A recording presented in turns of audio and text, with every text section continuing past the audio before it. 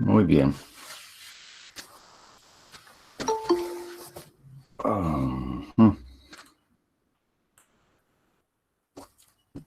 Ok, entonces vamos a comenzar por el primer tema.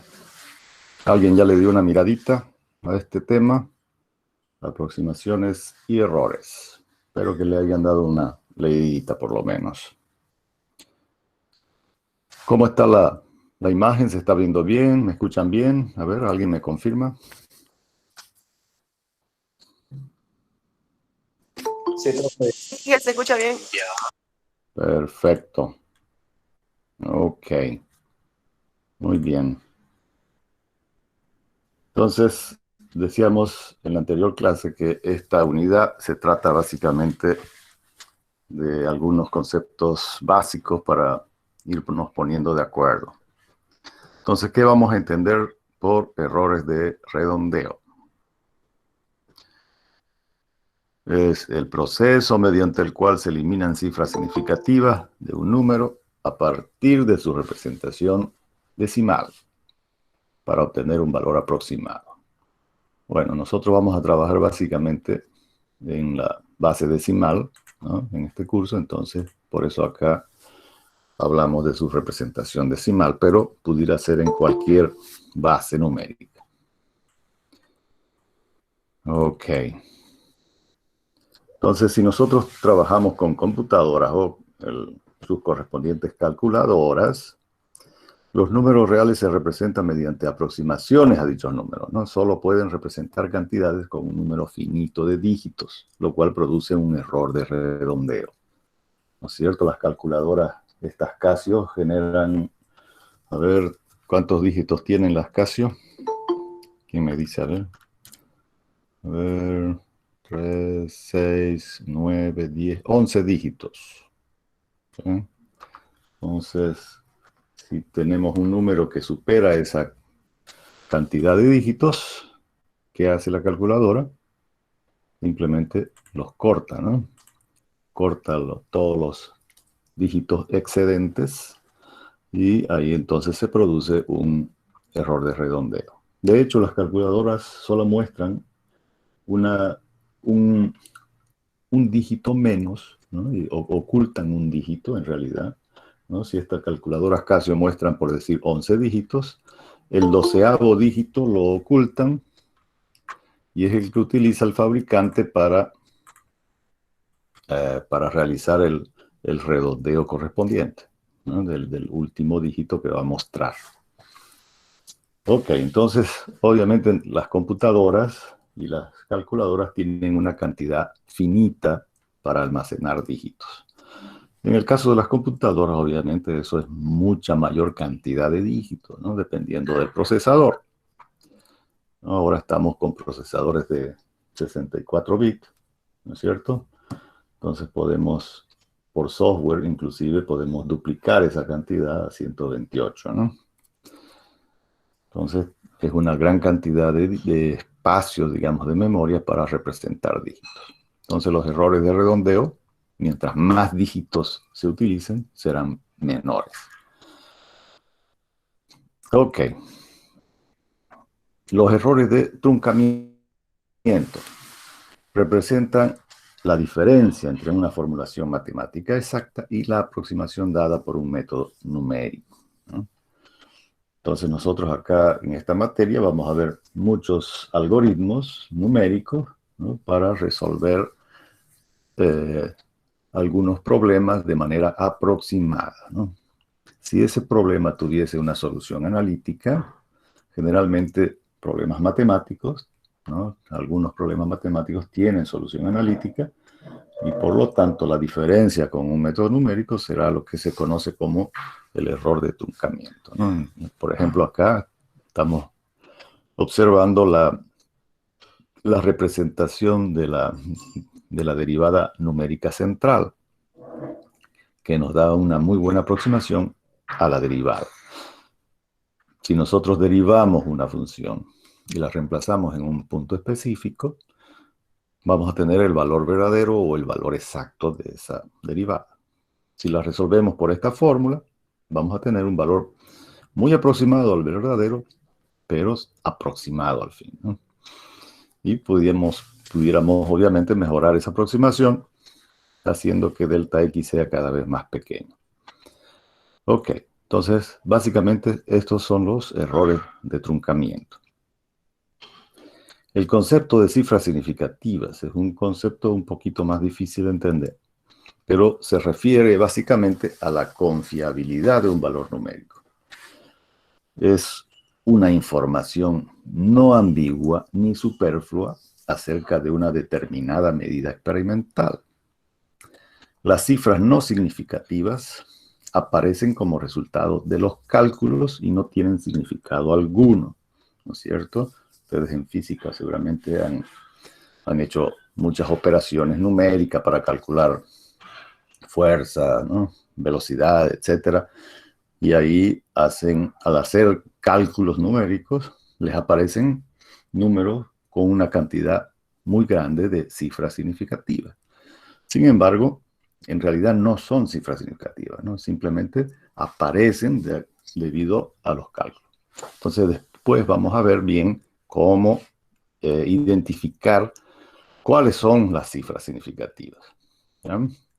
De todas maneras, el concepto de cifra significativa está relacionado con la confianza con que se puede utilizar un determinado número con una cierta cantidad de cifras significativas. Inclusive se puede decir que se puede utilizar un dígito estimado, ¿no? Que se puede utilizar con confianza como cifra significativa, es decir, uno más adicional. Entonces, las cifras significativas se cuentan de izquierda a derecha, a partir del primer dígito diferente de 0 y hasta el dígito estimado. Entonces, nosotros contamos siempre las cifras significativas de izquierda a derecha a partir del primer dígito diferente de 0. Por ejemplo, tenemos estos tres números, ¿no? Cada uno de ellos, si ustedes comienzan a contar de izquierda a derecha a partir del primer dígito diferente de 0, entonces vamos a contar, ¿no es cierto? El 1 sería el primer dígito diferente de 0. 1, 2, 3 y 4, cifras significativas, ¿sí? Lo mismo para el número que está inmediatamente después, ¿no es cierto? Es decir, los tres números tienen la misma cantidad de cifras significativas, a pesar de que tienen un valor diferente. Ok, si nosotros los representamos estos tres números en la notación científica, ¿no? Colocamos el primer dígito diferente de 0 y a partir de ese número colocamos los valores decimales de todos los dígitos que restan, ¿no es cierto? Entonces acá vemos que en la representación científica, los tres números claramente aparecen solamente con los 4 primeros dígitos diferentes de 0. Y lo único que varía va a ser el exponente, ¿no es cierto? Donde el exponente nos va a indicar la posición de la coma decimal respecto del espacio donde la hemos colocado, ¿sí? Entonces, por ejemplo, el primer número nos indica que la coma decimal en realidad está 5 posiciones hacia la izquierda, ¿no? El otro número, 4 posiciones hacia la izquierda, y así sucesivamente. Entonces, de esa manera nosotros identificamos la cantidad de cifras significativas que tiene un número, ¿sí? Contando de izquierda a derecha a partir del primer dígito diferente de 0. Entonces, los ceros que están a la izquierda no tienen significado como cifras significativas. Entonces, cuando contemos un número, todos los ceros que están a la izquierda no representan cifras significativas. Pero si yo coloco este número, por ejemplo, a ver, vamos a ver.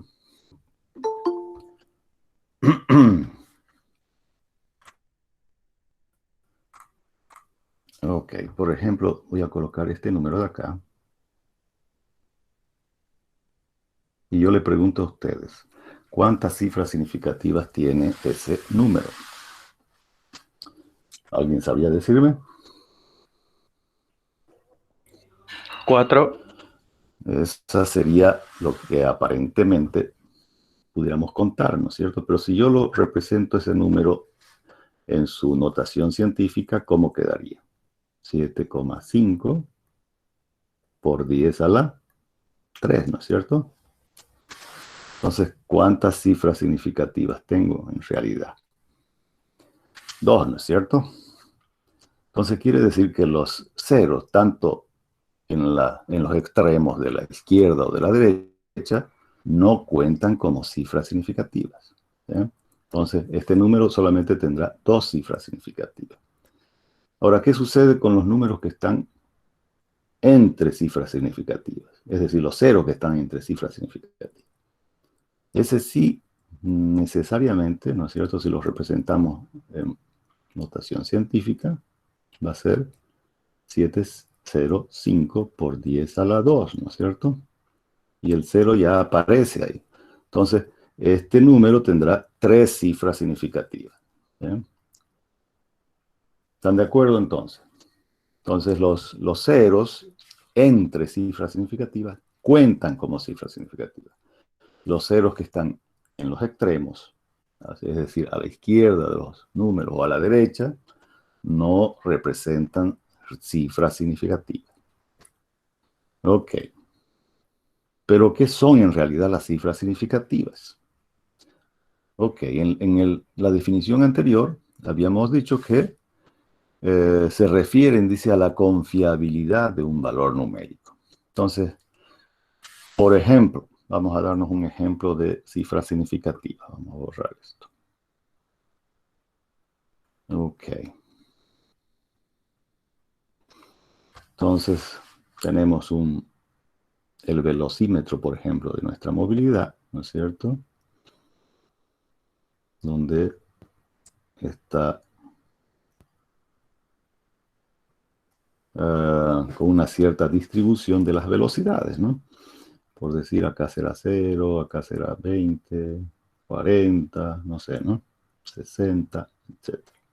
Y también tiene unas subdivisiones, ¿no es cierto?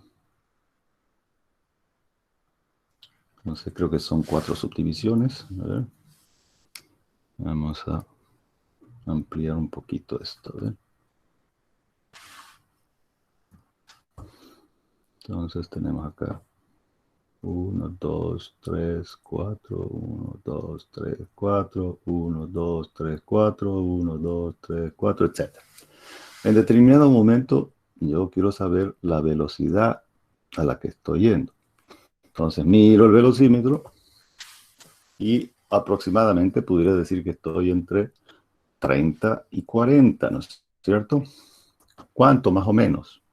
Entonces yo pudiera decir que estoy en 32, ¿no es cierto? 32 kilómetros por hora. No sé si esto de acá está en kilómetros por hora, ¿no? O pudiera decir que estoy a 33 kilómetros por hora. O inclusive pudiera decir que estoy exagerando un poco la visión, que estoy en 32,5 kilómetros por hora, ¿no es cierto? Hasta ahí este instrumento me da esa confianza de, de, de la velocidad a la que estoy desplazándome, ¿sí? Pero obviamente que no tengo la confianza de decir que en realidad voy a una velocidad de 32,43, 75, 68, etcétera, ¿no es cierto? Eso no tengo, ¿no? Como tener la posibilidad de utilizar tantos dígitos para describir con este instrumento la velocidad a la que estoy yendo. Entonces, puedo decir que ese instrumento me da 2 o inclusive forzando con un dígito más, ¿no? Que puedo utilizar con confianza, puedo decir que este instrumento me da 3 cifras significativas como máximo, ¿sí? Entonces, ese concepto de cifras significativas va a estar obviamente relacionado con el instrumento que mide algún proceso físico, ¿no? es decir, algo que sea medible. Entonces la cantidad de cifras significativas van a estar relacionadas con eso. Y además con la precisión del instrumento, como vamos a ver posteriormente. Entonces, aquí vienen otros conceptos, por ejemplo, el concepto de exactitud.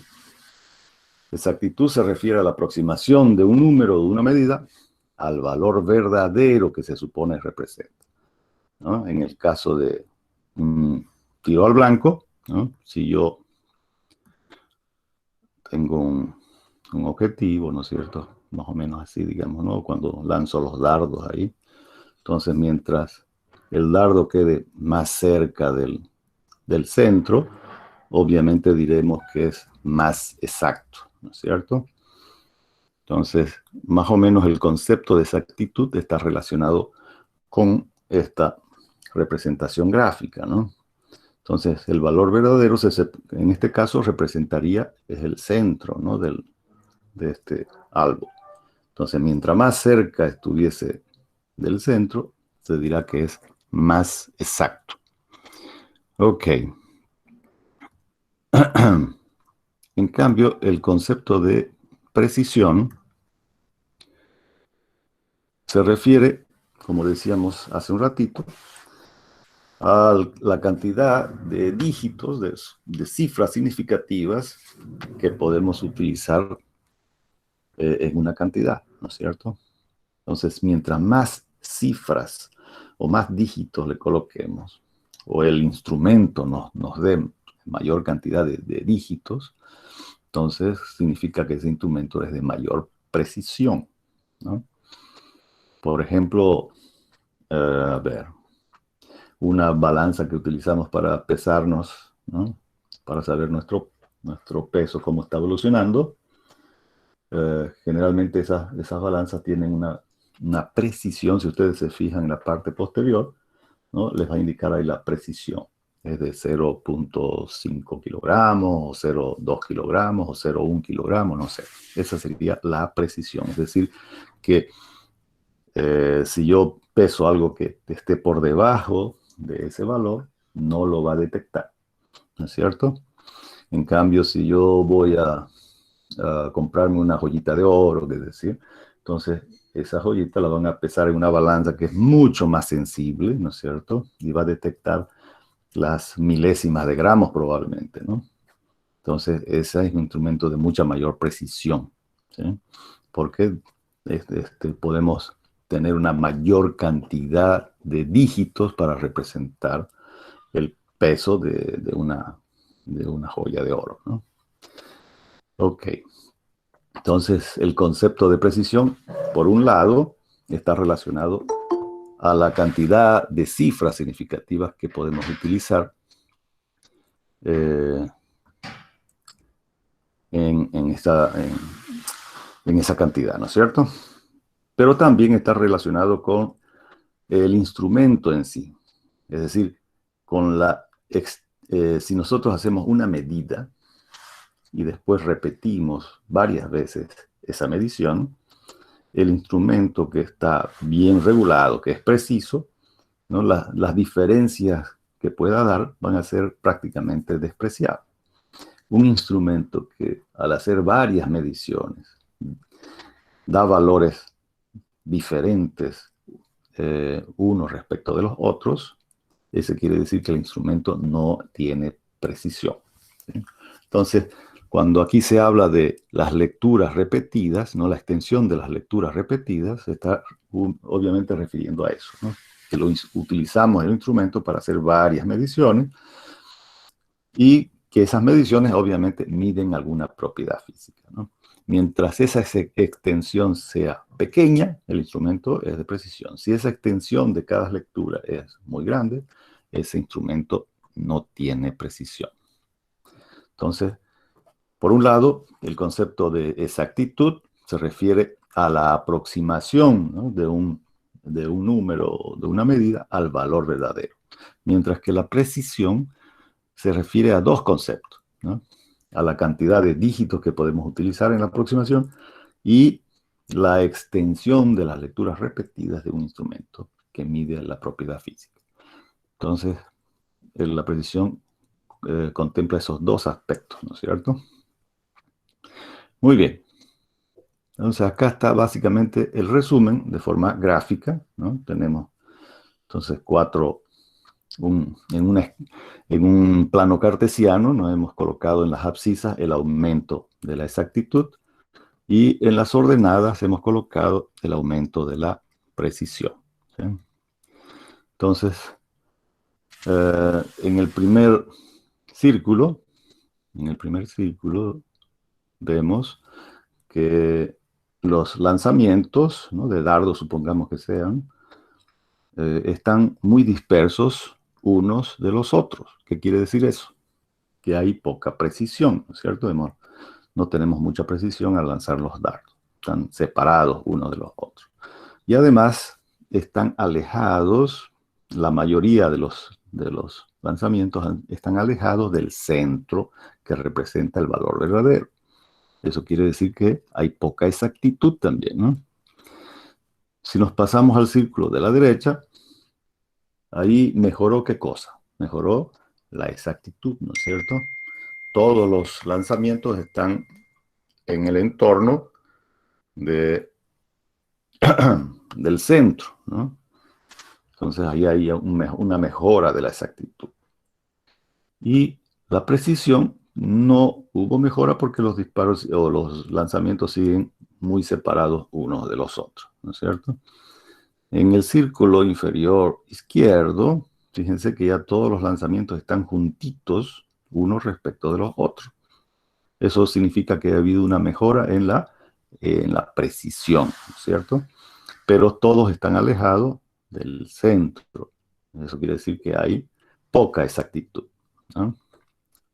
En términos estadísticos, eso se conoce con el nombre de sesgo, ¿no? Ese instrumento está sesgado o una determinada estadística puede estar sesgada. Ok, finalmente el círculo de la derecha, ¿no?, inferior derecho, ambos aspectos han mejorado, ¿no es cierto? Tanto la exactitud como la precisión, ¿no? Todos los disparos, todos los lanzamientos han sido muy próximos del centro, que representa el valor verdadero, y además están muy próximos unos de otros, es decir, el instrumento también es de precisión. Ok, entonces ahí está más o menos el resumen, digamos, ¿no?, de los conceptos de exactitud y precisión. Ok, ahora nos pasamos a los conceptos o algunas definiciones de errores. Vamos a ver. Tenemos la definición del error verdadero, ¿no?, que es la definición del error simple, ¿no? Es la diferencia simple entre el valor verdadero y el valor aproximado, ¿sí? Representamos acá el valor verdadero con una B mayúscula con un subíndice B, ¿no es cierto? El subíndice B se refiere a que se trata de un valor verdadero, ¿sí? Y el subíndice A se trata de un valor aproximado. Entonces, la diferencia entre un valor verdadero y un valor aproximado es lo que se conoce como el error verdadero, ¿sí? Este tipo de error o esta definición de error no considera la magnitud del valor que se está probando. Simplemente nos da la diferencia entre dos valores, nada más. Pero no nos indica cuán lejos estamos del valor verdadero, por decir, ¿no? Entonces, para mejorar esta definición de error, se tiene la definición del error relativo verdadero. Aquí ya se normaliza el error, el error que habíamos visto anteriormente, respecto del valor verdadero. Entonces, en este caso, al dividir el error entre el valor verdadero y multiplicarlo por 100, lo estamos convirtiendo en un valor relativo porcentual. Entonces, este error relativo porcentual ya nos da, está referido en realidad, ¿no? Ese error está referido a lo que estamos midiendo, ¿no? Si estamos midiendo, por decir, una distancia, ese error nos va a decir cuán qué porcentaje de error está relacionado a esa distancia que estamos midiendo, ¿no es cierto? Ya es más objetiva.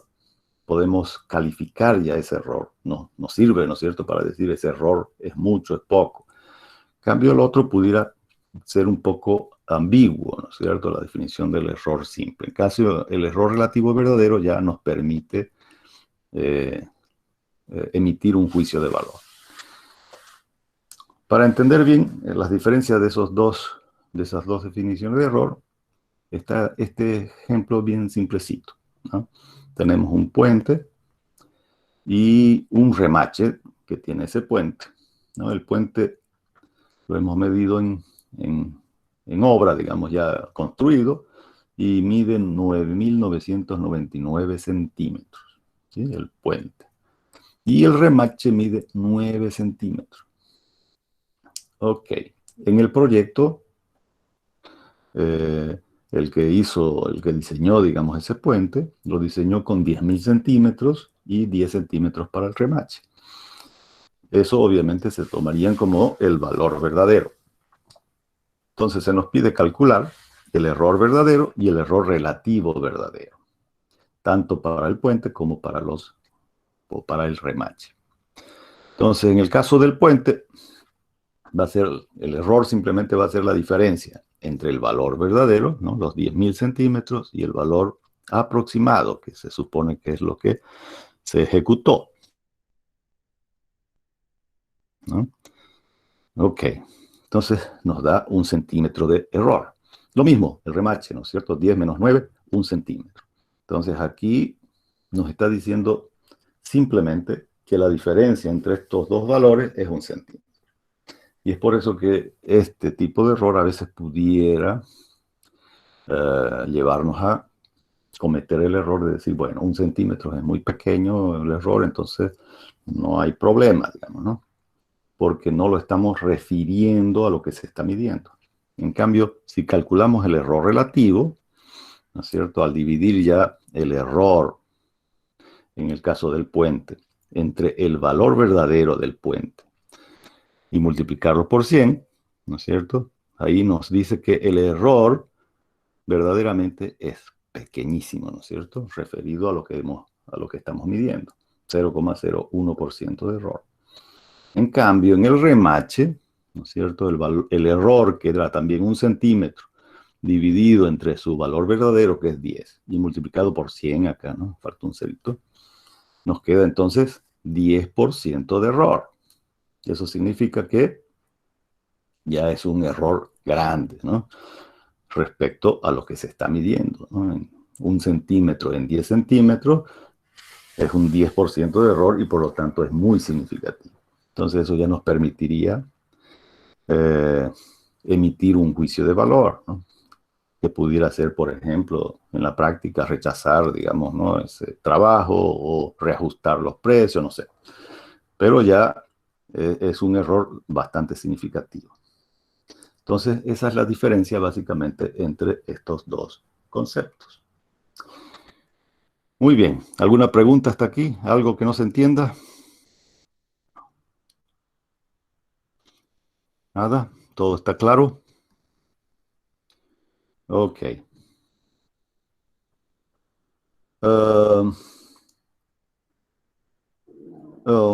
Tenemos el problema de que no siempre vamos a contar con el valor verdadero, ¿no es cierto?, para calcular el error, tanto el error verdadero como el error relativo, ¿no? Es decir, este valor verdadero en la práctica casi nunca lo vamos a tener, ¿no es cierto?, especialmente cuando estamos en una fase, digamos, inicial de algún proyecto, ¿no? O si estamos, por ejemplo, para exagerar un poco, ¿no?, si estamos calculando la distancia a la estrella más cercana, ¿no?, al Alfa Centauri, creo que es, ¿no es cierto? Entonces, ¿cuál es la distancia que hay desde la Tierra a esa estrella? O sea, no tenemos un valor verdadero que nos guíe, digamos, ¿no? Entonces, ¿cómo hacen, digamos, los astrónomos para calcular esas distancias? Probablemente tengan métodos bien sofisticados de triangulación y para medir la velocidad de la propagación de la luz, para hacer esas mediciones. Pero todas esas mediciones van a ser mediciones aproximadas, ¿no es cierto? Nos van a dar valores aproximados. Y mientras más tecnología desarrolla el ser humano, obviamente vamos a ir mejorando todas esas mediciones, ¿sí? Entonces, en la práctica, para cualquier cosa, ¿no es cierto?, que hagamos, cualquier medición que hagamos, nunca vamos a contar en realidad, ¿no?, con el valor verdadero, o casi nunca, a no ser que se trate de un problema matemático específicamente.